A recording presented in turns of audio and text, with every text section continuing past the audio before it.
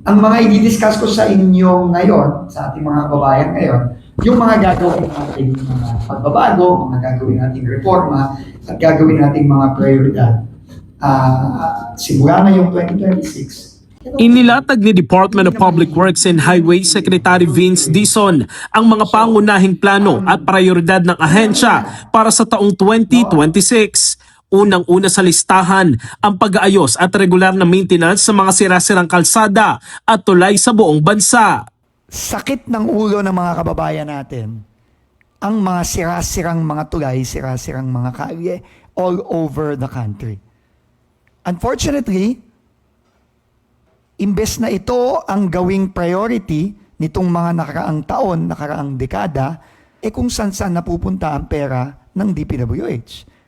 Uunahing tutukan ang Maharlika Highway, ang pinakamahabang kalsada sa Pilipinas na nagdurugtong sa Luzon, Samar, Leyte at Mindanao. Ayon sa DPWH, kalbaryo na para sa milyong-milyong motoristang dumadaan dito araw-araw dahil sa matinding pagkasira ng kalsada.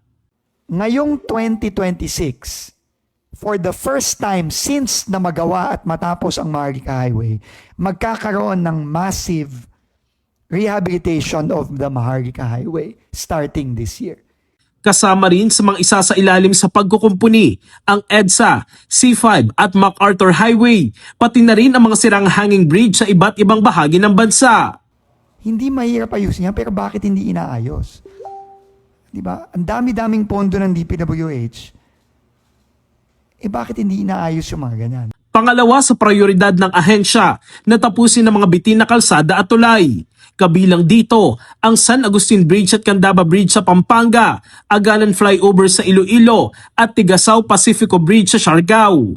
Isa rin sa tututukan ng DPWH ang pagsasaayos ng mga flood control projects bago pa man sumapit ang tag-ulan.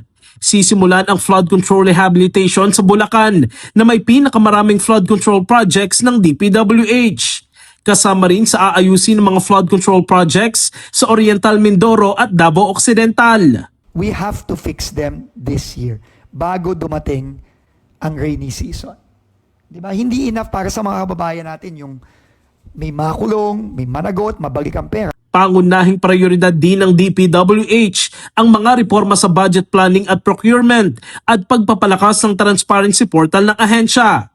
Bawas man ang budget, kumpiyansa ang DPWH na maraming proyekto ang kanilang magagawa ngayong taon. Samantala, 8 pang opisyal ng DPWH ang sinibak sa pwesto kasunod ng nagpapatuloy na investigasyon sa umano'y anomalya sa flood control projects. Kabilang dito ang regional directors ng Region 1, Region 4A, Region 5 at Region 7. Tanggal din sa pwesto ang Assistant Regional Directors ng Region 4B at Region 5 at ang District Engineers ng Metro Manila 3rd District Engineering Office at South Manila District Engineering Office. Hindi naman nakamit ng OIC District Engineers ng La Union, Iloilo City at Leyte ang qualification standards ng Civil Service Commission kaya sibak rin sila sa pwesto. In the heart of changing lives, ako si Brigada Jico Custodio ng 15.1 Brigada News of Manila, the Music News Authority.